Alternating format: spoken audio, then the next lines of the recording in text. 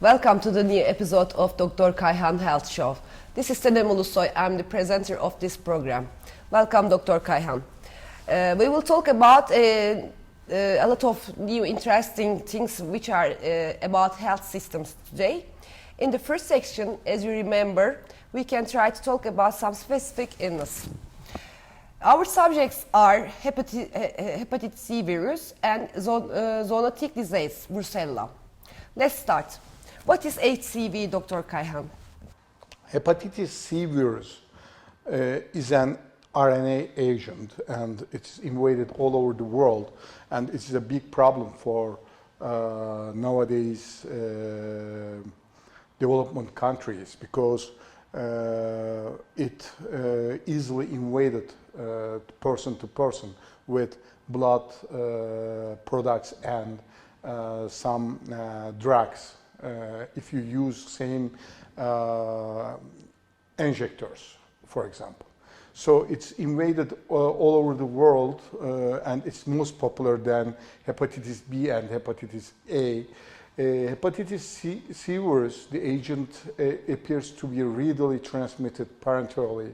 Also, vertical transmission is possible, and transmission to sexual in adults. It causes an illness with an average incubation period 8 weeks. The antibody test does not become positive until 4 and 6 weeks after the clinical onset. Among acute resolving cases, only 15% were positive. It appears to be transmitted in a manner that more closely resembles that of hepatitis B and A. Thus, close personal contact and parenteral inoculation appear necessary, suggesting that prophylactic measures suitable for hepatitis B are appropriate, although available evidence suggests that it is not as readily transmitted to sexual and household contacts. A problem largely confined to hepatitis C at present is that of post-transfusion hepatitis.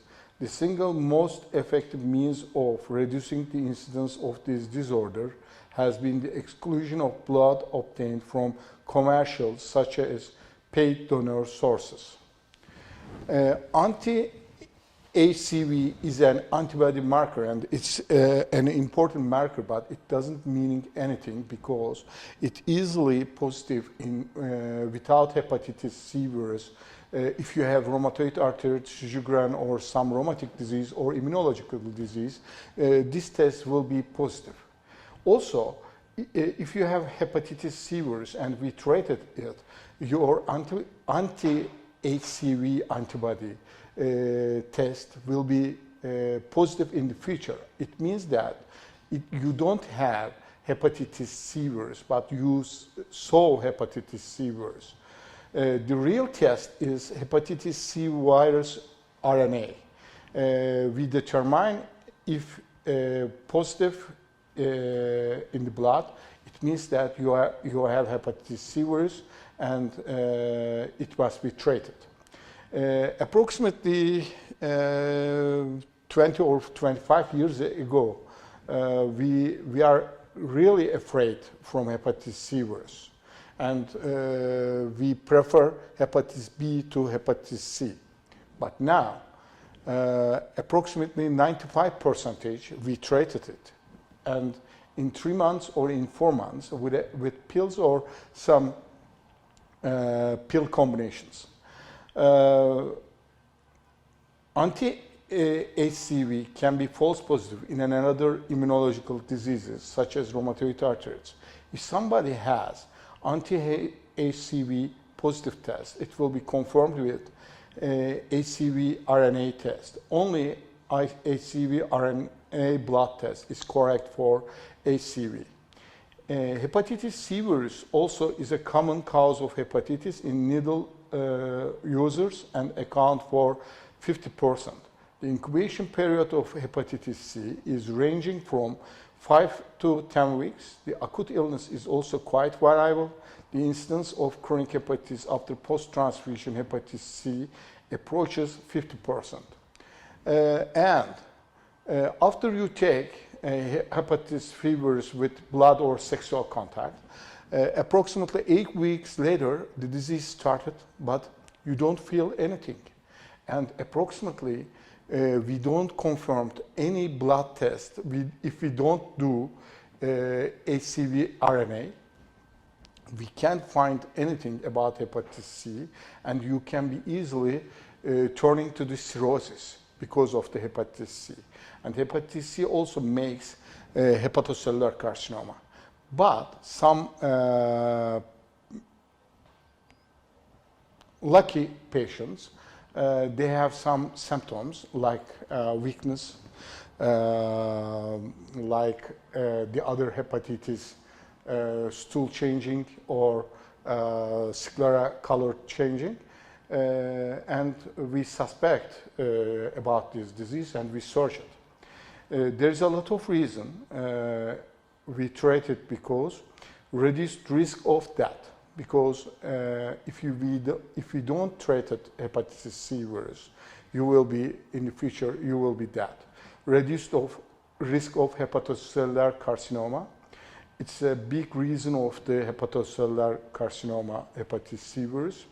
Prevention of liver decompensation, reversal of liver decompensation, reversal of hepatic fibrosis, increased post-transplant survival, improved quality of life, reduced frequency of extrahepatic complications, reduced risk of cirrhosis.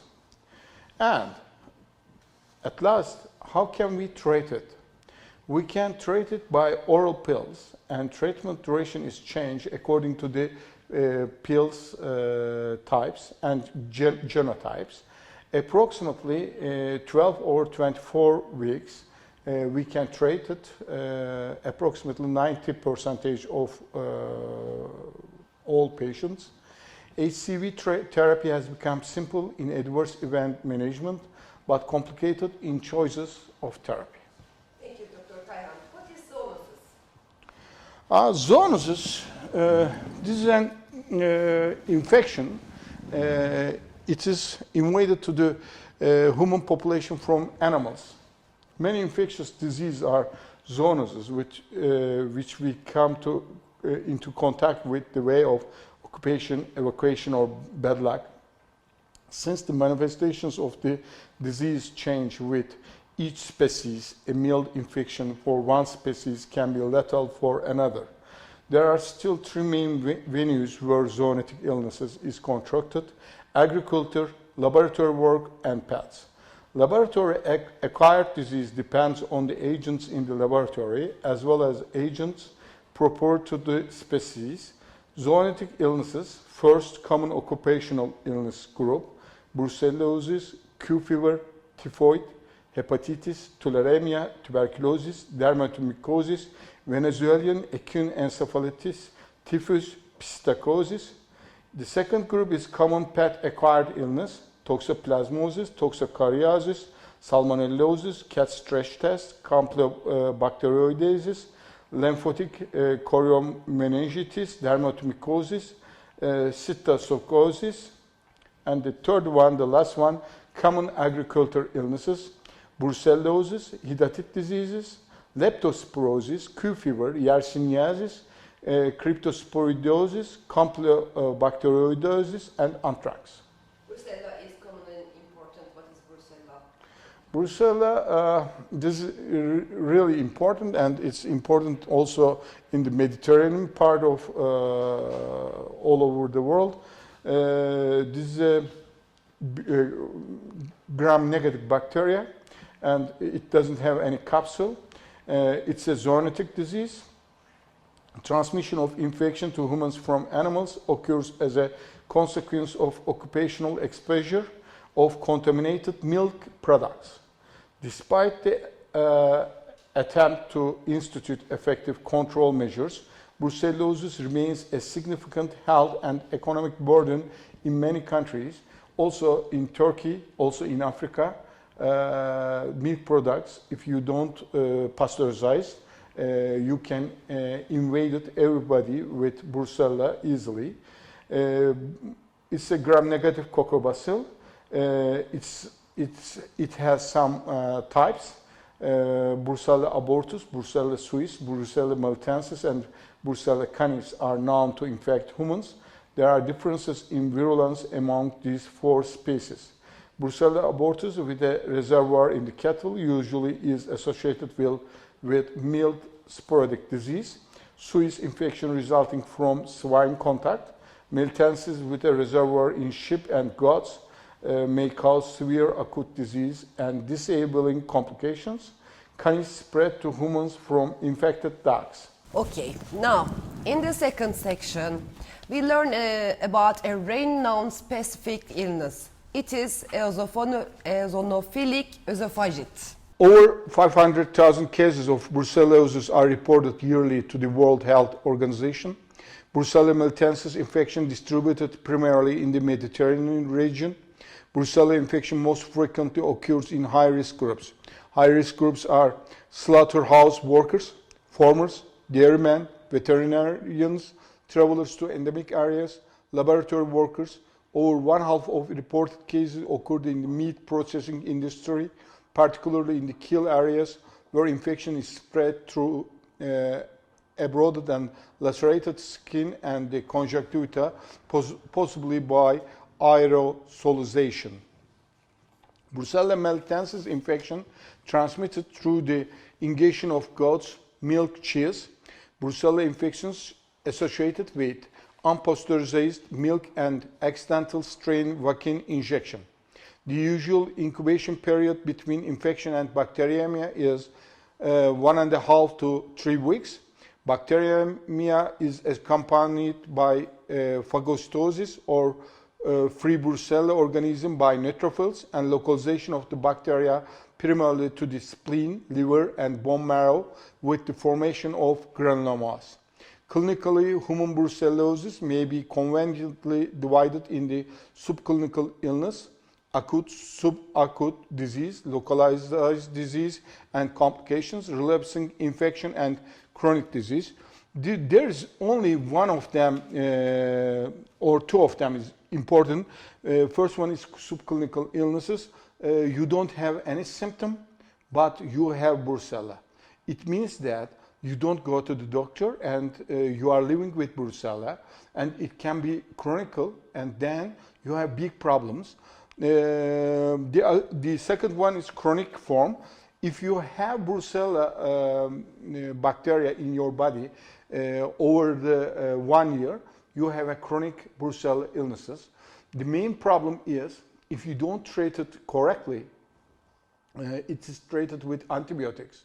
But only one antibiotic doesn't affect today's Brucella. There must be combinations, and these combinations is important in antibiotic treatment. For example, rifampicin plus doxycycline or tetracycline. These are heavy antibiotics according to their adverse effects, but they only affect this kind of illnesses. Over 90% of patients experience malaise, chills, sweats, fatigue, and weakness. More than 50% of patients have myalgia, anorexia, and weight loss. Fewer patients complain of arthralgia, cough, testicular pain, dysuria, ocular pain, or visual blurring. Fever often greater than 39.4 degree or 103 Fahrenheit. Splenomegaly is present. Lymphadenopathy occurs axillary, cervical, and supraclavicular location. Hepatomegaly is less frequent. And the last one is how can we prevent from the brucella. The main factor, if you obey the rules of your occupation's rules during the treatment of zoonose, you can control this disease. For example, the control of human brucellosis relates directly to prevention programs in domestic animals and avoidance of unpasteurized milk and milk products, with control in animals and the resultant market decrease in human cases. The next flora vaccination program in humans has been less pressing. In slaughterhouses, important means of prevention include careful wound dressing, protective glasses, and clothing. Okay, thank you, Dr. Kayhan. In the second section, we will learn about a rare-known specific illness. Its name is eosinophilic esophagitis. Yes, it's hard to say for the civil population, but nowadays it's invaded because eosinophily means that allergy. And you know that we in the development countries we used a lot of different foods and protective things in our routine life, and it easily sensitive our esophagus, and some of us thinks that they have reflux disease, gastroesophageal reflux disease, but if we search it, we find that there's an allergy. It's always drawn with reflux esophagitis. It's a specific chronic inflammatory disease, fully differentiated from other diagnoses with similar clinical pathological findings, including proton pump inhibitor responsive esophageal eosinophilia. Eosinophilic esophagitis is a chronic immune-mediated clinical pathological disease. The following criteria are required for diagnosis: symptoms of esophageal dysfunction. Second one is eosinophilic inflammation localized to the esophagus with at least 15 eosinophils, high power field in esophageal mucosal biopsy specimens. And the third one, the last one, exclusion of other recognized causes of esophageal eosinophilia, including proton pump inhibitor responsive esophageal eosinophilic. The most common presentation of eosinophilic esophagitis in adults is solid food dysphagia and or impaction. Eosinophilic esophagitis currently accounts for more than 50% of cases of food impaction among patients presented to emergency department. Many adults with eosinophilic esophagitis have adapted behaviors that minimize symptoms, including excessive chewing and drinking, copious amounts of water after each bite. Patients with eosinophilic esophagitis often report symptoms consistent with gastroesophageal reflux disease, including heartburn, abdominal pain, nausea, vomiting, diarrhea, and weight loss that are not typically associated with eosinophilic esophagitis. Although there is a limited data regarding the natural history of eosinophilic esophagitis, there is a high likelihood of persistent symptoms in patients who do receive treatment, as well as symptom recurrence after discontinuing treatment. The clinical manifestation, the clinical management of eosinophilic esophagitis includes pharmacological, dietary, and endoscopic interventions. Commonly used treatments include acid-suppression to treat gastroesophageal reflux disease, which can mimic or contribute to eosinophilic esophagitis, topical glucocorticoids to decrease esophageal inflammation, elimination and elemental diets to decrease allergen exposure, and esophageal dilatation to treat strictures. Other treatments that have been studied include systemic glucocorticoids, antihistaminics, immunosuppressants, and immunomodulators. The dietary management. For many patients, dietary therapy can represent an effective treatment for eosinophilic esophagitis. Dietary therapy is based upon the hypothesis that food sensitivities are a factor in the development of eosinophilic esophagitis. The appeal of the dietary approach is that it potentially offers an effective non-pharmacological treatment. On the other hand, allergen avoidance with elimination and elemental diets poses a risk of nutritional deprivation and can adversely affect quality of life. In addition, relapse upon discontinuation of the diet is common. And the other ones is, the second one is acid suppression, third one is topical glucocorticoids, fourth one is systemic glucocorticoids, and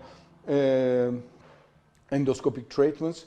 And the treatment endpoints, the ideal treatment endpoint is eosinophilic esophagitis is considered to complete resolution of clinical symptoms, eosinophilic inflammation, and esophageal remodeling.